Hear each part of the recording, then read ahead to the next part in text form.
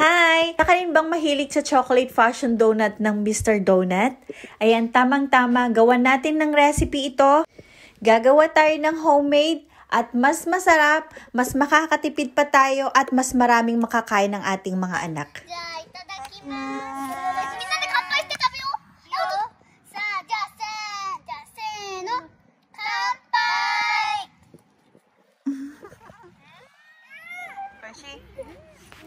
Para mas madali at mas mabilis tayong makagawa ng donut, gagamit tayo dito ng pancake mix. Any brand ng pancake mix, pwede nyo gamitin dito sa recipe na to. Then, mag-melt na rin tayo dito ng butter, 15 grams. Cover with cling wrap and microwave natin to para mag-melt. Ito na yung mga ingredients natin. Ito yung ating pancake mix. 200 grams. Then, 2 tablespoons ng sugar. 2 tablespoons powdered milk. Then, mix lang natin itong dry ingredients natin. Then, i-combine natin yung 1 egg and 30 ml ng fresh milk. Then, lagay na natin dito sa ating dried ingredients. Then, add na rin natin yung 15 grams ng melted butter. Then, i-mix lang natin itong mabuti. Mas madali kapag spatula ang gamitin natin dito para ma-mix natin itong mabuti.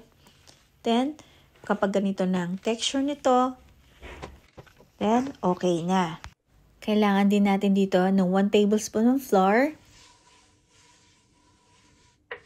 Then, i-roll lang natin ito.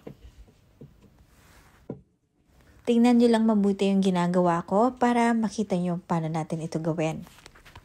Hindi natin kailangan ng masahing mabuti ito, basta't hindi lang dumidikit yung mixture sa kamay natin, then pwede na natin itong i-roll. Tsaka ito hiwain ng 8 pieces. Tsaka natin to bilugin.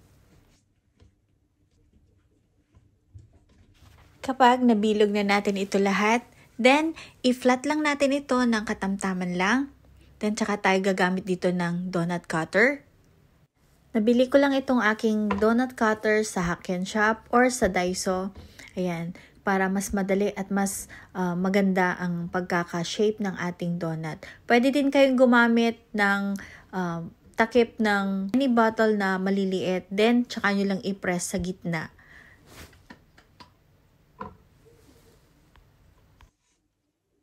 And nakagawa po ako dito ng 10 pieces na donut and meron din tayong sobra na isang bilog.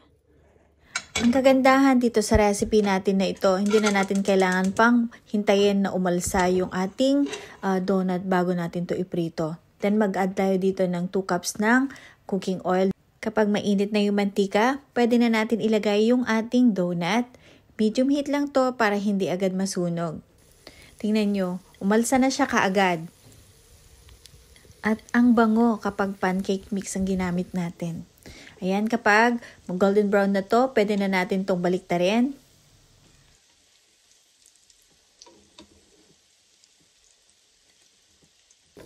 Kapag golden brown na to, pwede na rin natin itong hanguin.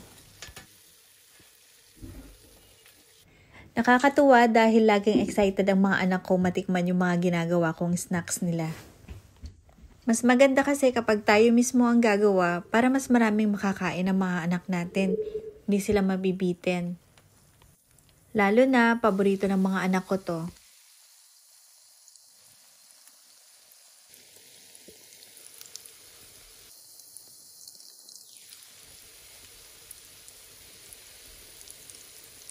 Masarap ito kahit plain lang. Or maglagay tayo dito ng powdered sugar dito sa ibabaw. Pero para mas enjoy, maglalagay na rin ako dito ng melted chocolate para mas masarap at mas matuwa yung mga anak ko.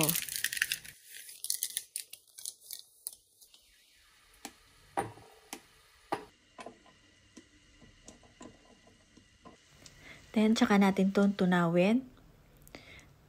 Ayan, malapit na itong mag-melt yung ating chocolate. Ayan, tikman na natin yung ating donut. Kahit plain lang pwede, sobrang sarap.